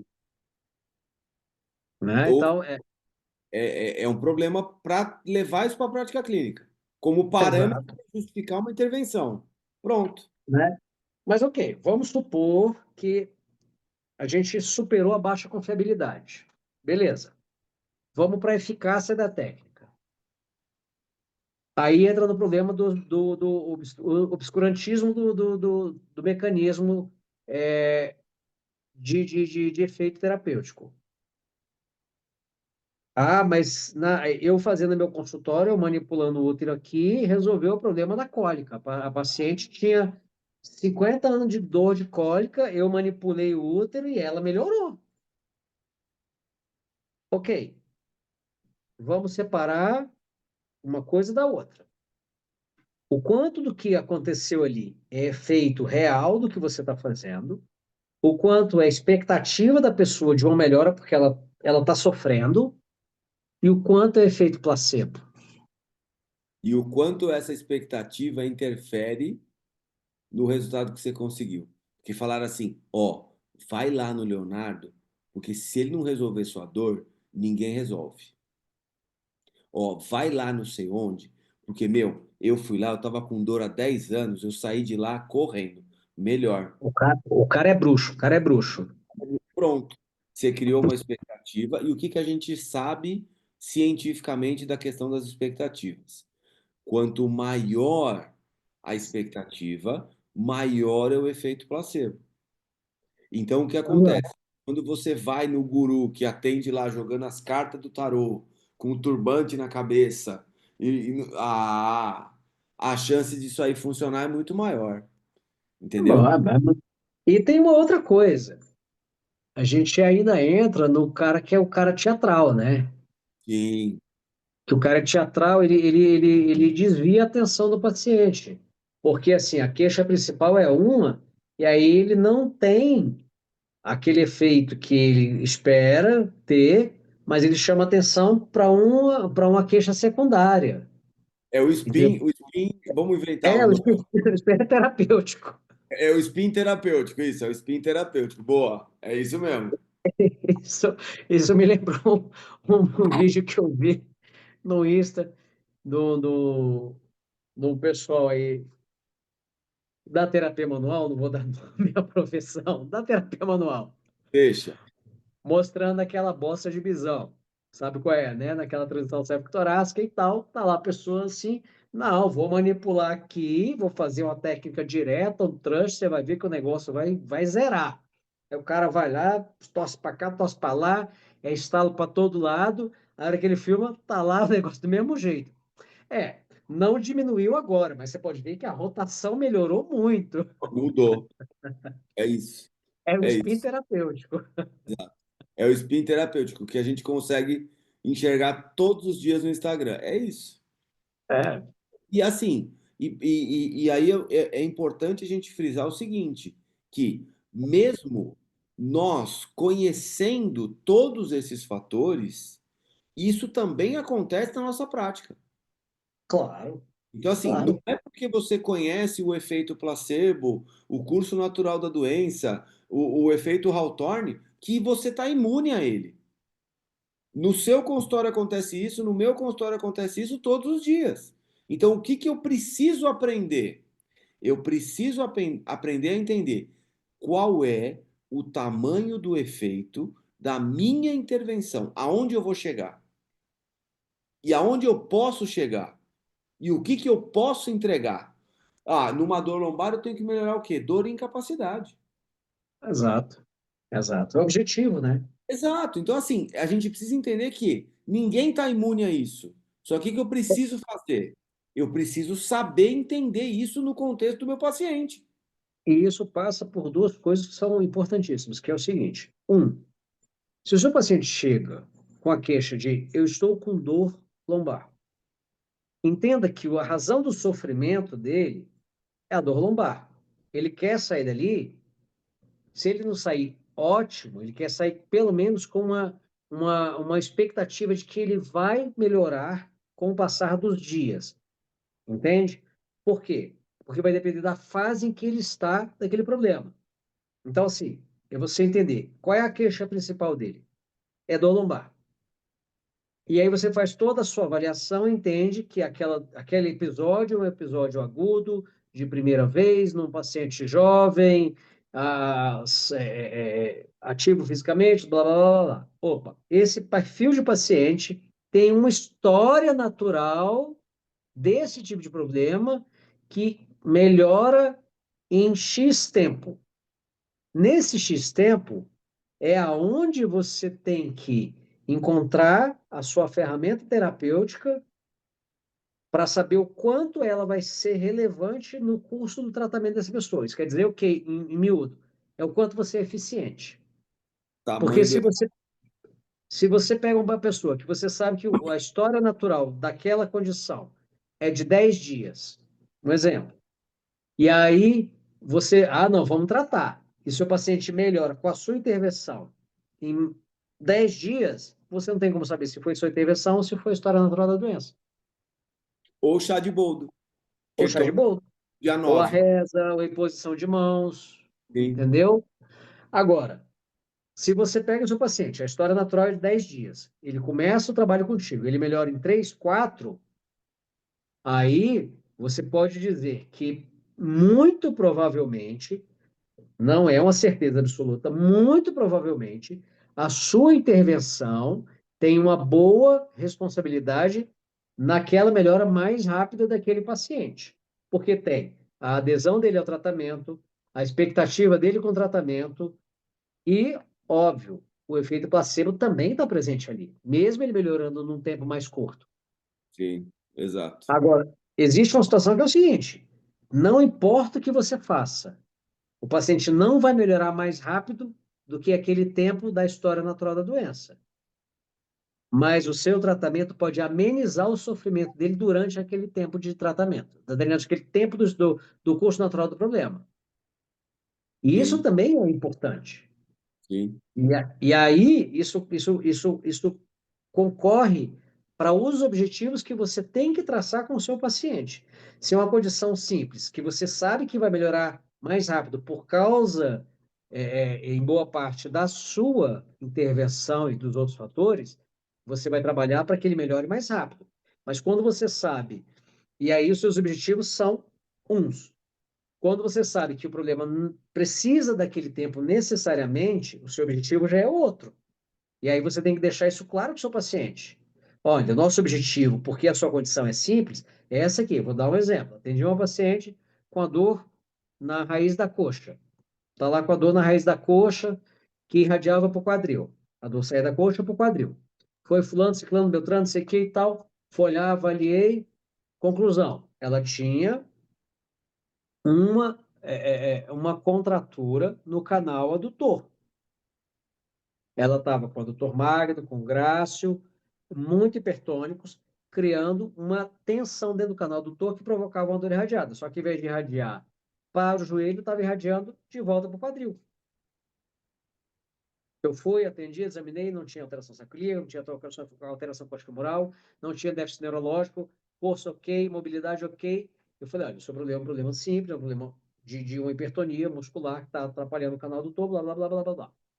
Fiz a minha intervenção e falei para ela assim, eu preciso voltar. Eu falei assim, não, você vai fazer o seguinte, você vai fazer esse exercício de mobilidade, esse trabalho de flexibilidade dessa região e vai fazer esse recurso térmico durante tantos dias, tantas vezes por dia. Hoje é segunda-feira. Até a quarta-feira, você tem que ter pelo menos 50% de melhora dos seus sintomas. Se você tiver 50% de melhora dos seus sintomas, porque é uma condição simples, até onde eu avaliei, isso vai melhorar daqui até quarta-feira pelo menos 50%, que é uma coisa simples. Se isso ocorrer, é vida que segue. Você não precisa nem voltar aqui, porque o seu problema vai se resolver sozinho. Se até a quarta-feira você continuar com uma dor que não chegou a 50% de redução, nós vamos fazer uma outra sessão para investigar o que mais está acontecendo com você.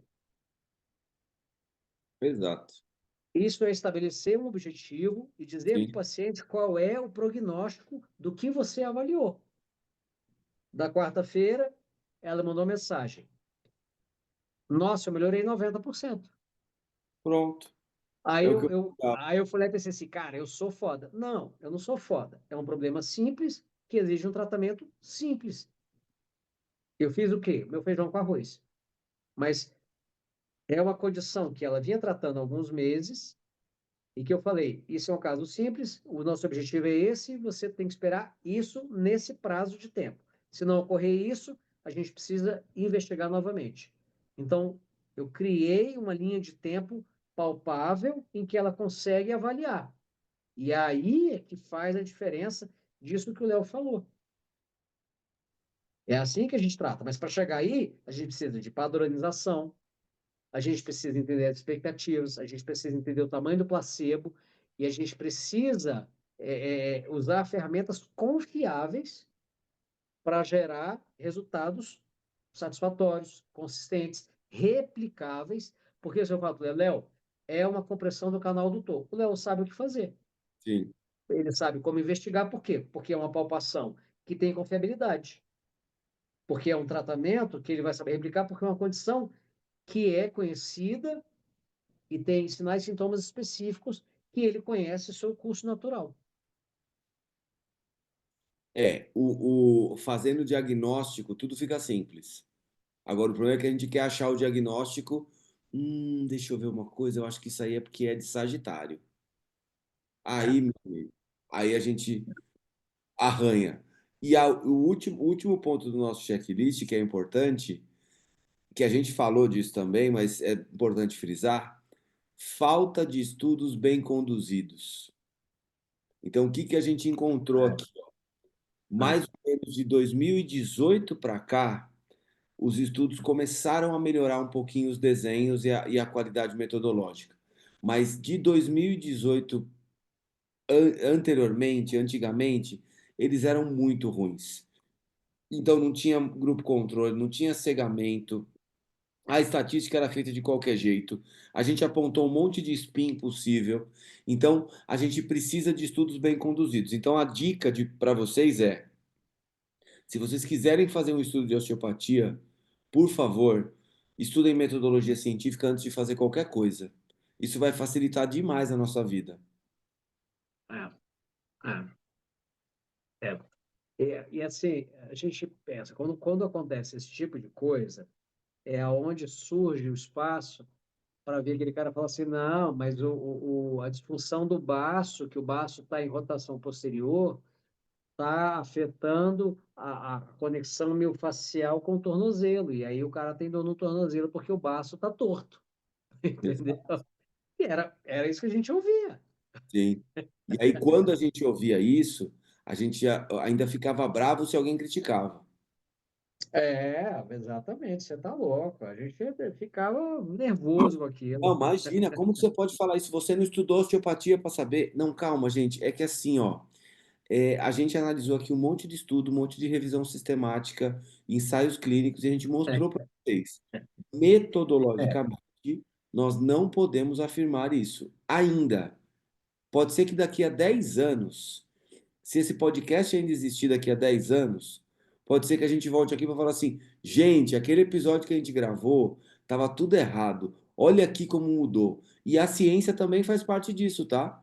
Então, se a ciência conseguir comprovar que a gente está errado em tudo que a gente falou aqui, a gente volta e grava tudo de novo, falando assim: gente, ó, agora, quando você palpa o baço, se ele tiver assim, é porque o paciente torceu o tornozelo, tá? Pronto. Não tem problema exatamente. nenhum falar isso. Porque assim, a ciência é uma coisa que está em constante evolução. Então a gente tem que respeitar o processo. Então o que a gente está falando é, hoje, nós estamos em 2025. Até 2025, o que a gente tem são esses dados. Se de É, 2025 até 2030 a coisa modificar, tá tudo bem. Por quê? Porque, como a gente falou, de 2018 para cá, a qualidade metodológica dos estudos está melhorando. Então, a tendência sim. é que a gente consiga comprovar algumas outras coisas.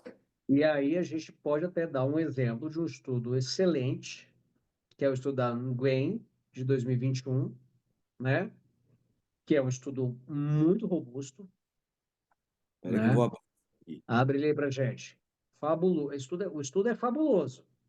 O resultado não é animador, mas o estudo é fabuloso. Mas aí, de novo, mas o resultado não é animador, então a gente não precisa usar isso aqui. Calma, não é assim. Ela A publicou. questão é a seguinte: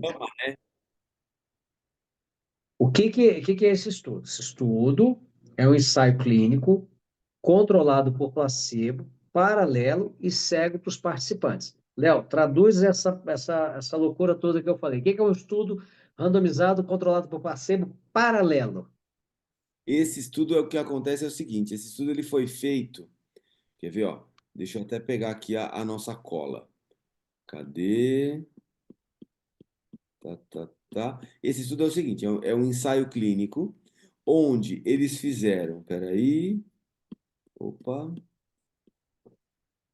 tá aqui, ó. É um ensaio clínico randomizado onde eles fizeram um controle por placebo, que foi muito bem conduzido, fizeram um placebo controlado, era cego para os participantes e para os avaliadores do estudo, e, a diferen... teve uma diferença média de 3,4 pontos numa escala de 0 a 100. Isso foi estatisticamente significativo, mas não foi clinicamente relevante. E os autores reconhecem que o efeito é pequeno e possivelmente irrelevante clinicamente. Então, Isso. a gente tem um N de 400 pacientes, 197 pacientes em cada grupo. Foram feitos 6 atendimentos, um a cada 2 semanas, durante 3 meses.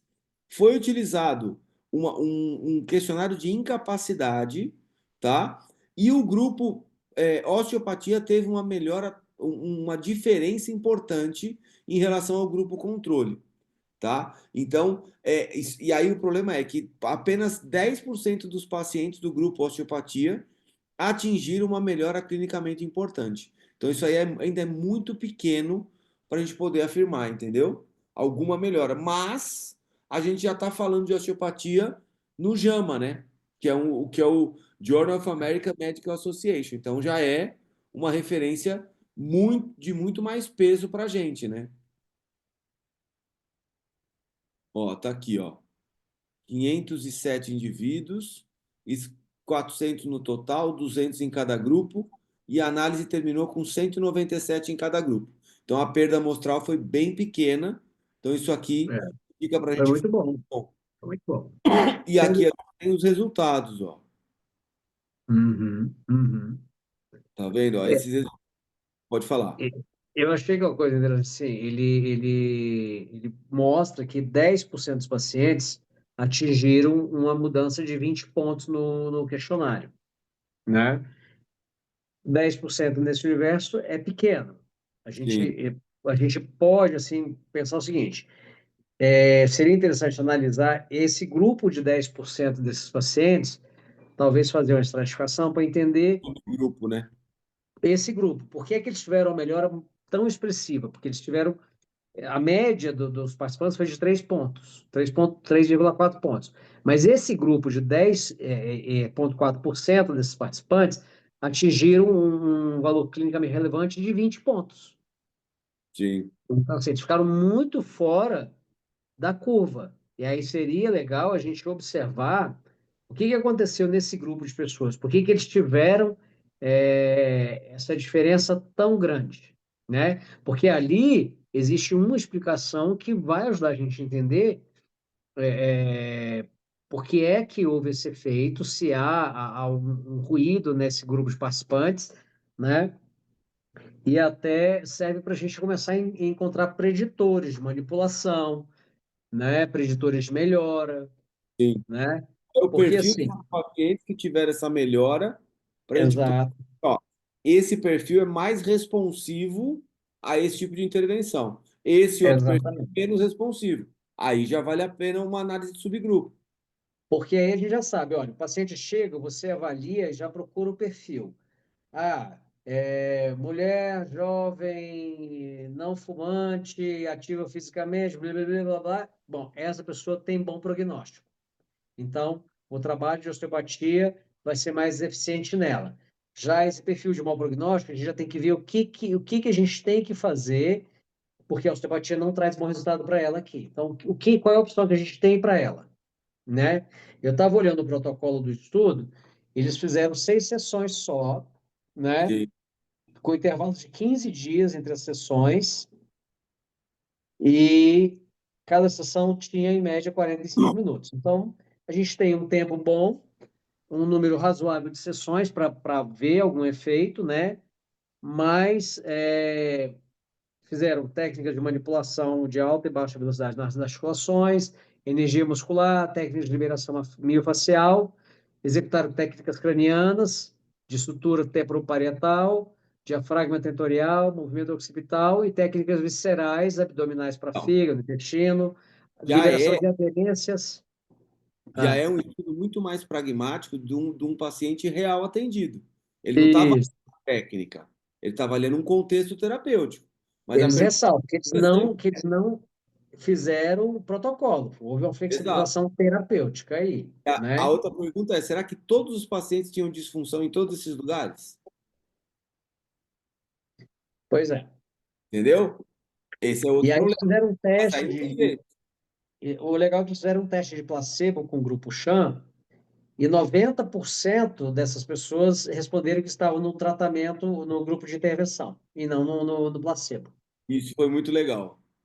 né? E não tiveram co-intervenções, ou seja, as pessoas não estavam com tratamentos associados, né? Justamente para poder evitar. E aí a adesão foi de 92%. Coisas fantásticas num estudo desse tamanho, né? Que, puta, 400 pacientes é coisa para caramba para a gente analisar, Exato, né? exato. Tudo grande, muita gente participou. E, inclusive, a gente já tem um convidado do nosso podcast aqui como autor, ó, o Rafael Zegarra Aham. aqui, tá vendo? Isso. Ele já teve o episódio dele, então se você que não assistiu o episódio, por favor, assista, vocês vão gostar. Esse aqui é um estudo que, tá vendo? Esse aqui já está mudando um pouco a cara. É assim que a gente precisa ter mais estudos. Uhum.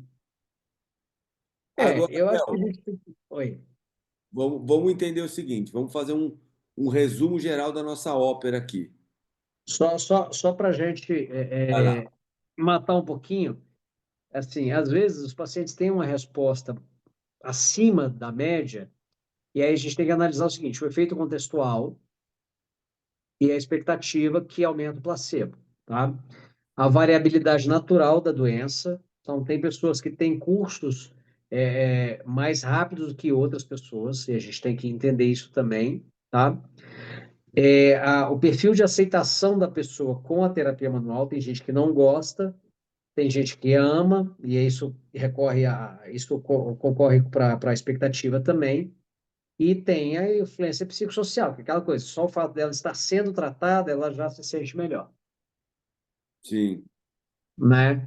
Então a gente pode olhar por aí também para entender por que algumas pessoas melhoram tão rápido. A gente tem que saber avaliar isso também para poder é, é, refinar o que a gente faz no dia a dia. Mas vamos lá, vamos resumir isso aqui para a gente fechar isso aqui. Vamos lá. ó, primeira coisa que eu acho que a gente tem que explicar é o seguinte: nós também trabalhamos todos os dias, tá? No nosso consultório, com osteopatia. Então, nós estamos aqui a favor da osteopatia e não estamos contra nada, beleza? Agora, o ponto importante. a gente percebeu que a osteopatia visceral tem muito para evoluir, tem muito campo para conseguir evoluir. Só que o que a gente precisa? Melhorar a qualidade metodológica dos nossos estudos, precisa de mais estudos, e a gente precisa ter estudos com N maior, com menor risco de viés, com melhor qualidade metodológica. E isso vai fazer com que o nosso fígado bombeie um pouco melhor, né, Léo? Oh. A gente precisa entender o seguinte: uma boa prática clínica, ela precisa ter métodos e técnicas replicáveis. Se eles são replicáveis, se a gente consegue aumentar a concordância entre os indivíduos que usam o método e uma técnica específica, isso aumenta a confiabilidade dele. Essa confiabilidade transforma aquela conduta em algo que a gente consegue quantificar, a gente consegue qualificar e evoluir, certo? Isso tem relação com plausibilidade biológica, evidência, nível de evidência, bom senso, entende? Na hora de executar. Tudo isso contribui para uma prática clínica segura, eficiente, que dá resultado para o paciente, dá resultado para a gente financeiramente e de reconhecimento profissional. Então, assim, não dá para a gente sair por aí falando que você está palpando o duodeno na altura do umbigo, se há uma variabilidade anatômica absurda no sistema digestivo, entende? Não dá para você fazer o que é a modinha agora, pega aquela rodinha de metal, bota em cima do umbigo da pessoa e sai torcendo e falar que aquilo vai liberar a raiz do mesentério, peritônio, vai aumentar a circulação do intestino, que isso é loucura. Isso é teatro, é fantasia, isso é um monstro que você criou a partir de um moinho de vento para você brigar, para você lutar. Entendeu? Você está se enganando, você está enganando o seu paciente, você está contribuindo para o descrédito da profissão. Então, bota a mão na consciência. A ciência não é difícil. Ciência não é difícil. Ela é trabalhosa? Ela é trabalhosa.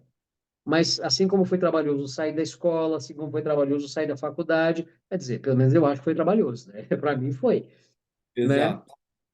A ciência ela é trabalhosa por quê? Porque você precisa estudar, você precisa entender os conceitos que estão ali na ciência, para você poder traduzir, fazer a transferência daquele conhecimento que está no papel para a sua prática clínica.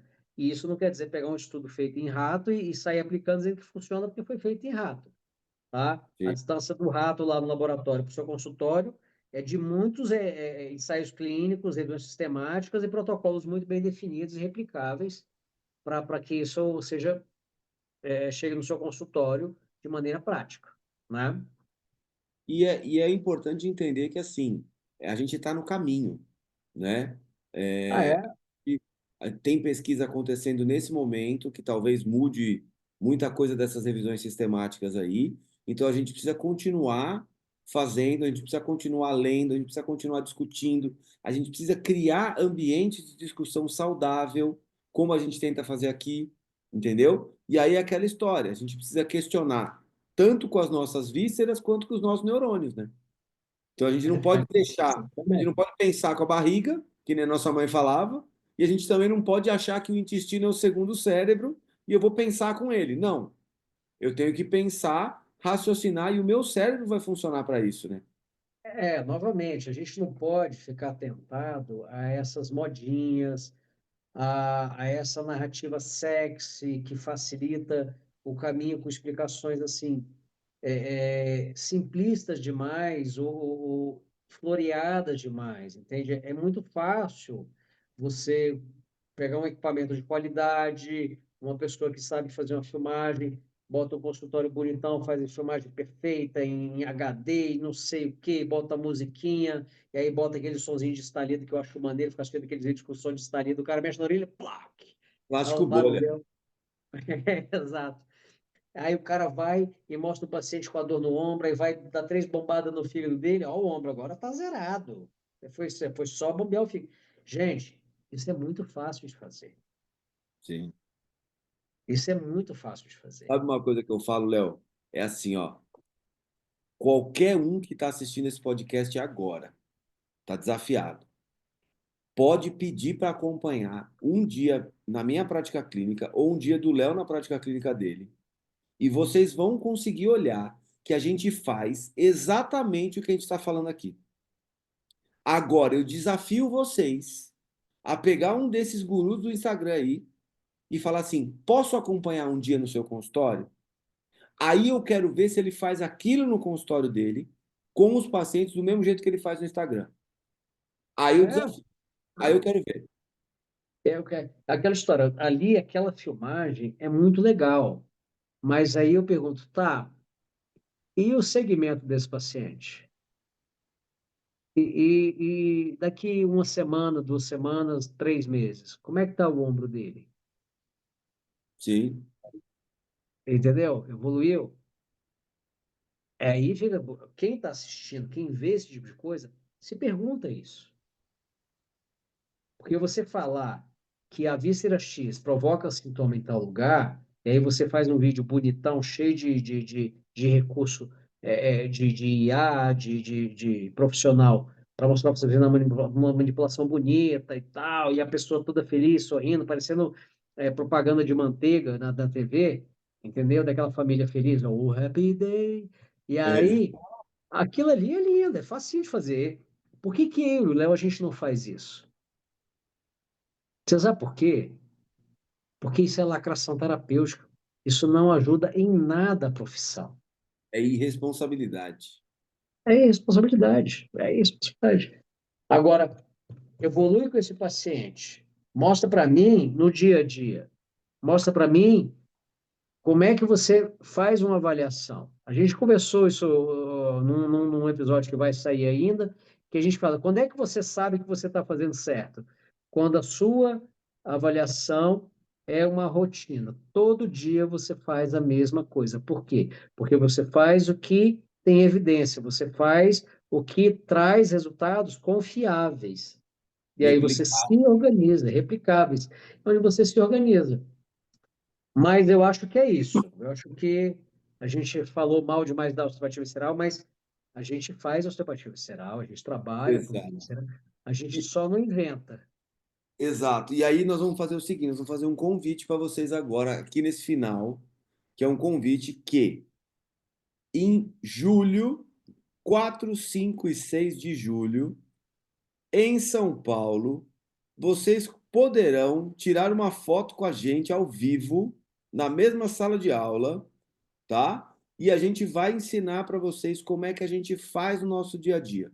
Como é que faz uma avaliação da lombar, como é que é o diagnóstico diferencial, o que que vale a pena fazer de osteopatia visceral, qual que é o raciocínio que tem plausibilidade na osteopatia visceral, na osteopatia craniana, como é que a gente trata um ombro, como é que trata uma cervical, uma cervicobraquialgia. Então a gente vai conversar sobre todos esses temas na prática. Então a gente vai ter uma parte teórica, uma parte prática, 3 dias de imersão presencial com a gente, para você poder evoluir como osteopata. Então fica aí para vocês a dica. Entre em contato com a gente pelo Instagram, que a gente vai mostrar para vocês como é que faz para se inscrever. E aí é o seguinte, vou falar até uma outra coisa.